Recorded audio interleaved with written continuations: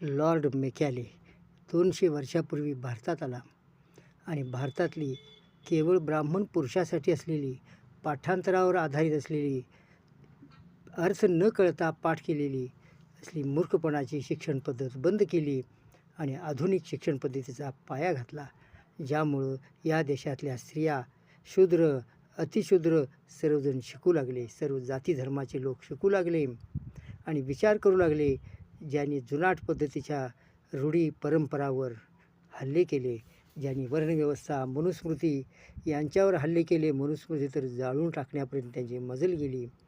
या सर्वाची सुरुवात विचार करायला शिकवणाऱ्या या लॉर्ड मेकॅलेनी केलेली आहे. ज्यांना मनुस्मृतीवर पोट भरायचं आहे त्यांच्या दृष्टीने मेकॅले शत्रू आहे, पण आपला मित्र. मेकॅले हटवला तरी विकासाची दिशा बदलणार नाही. त्यासाठी प्रश्न विचारण्याचे स्वातंत्र्य अबाधित ठेवूया आणि मनुस्मृती हटवूया.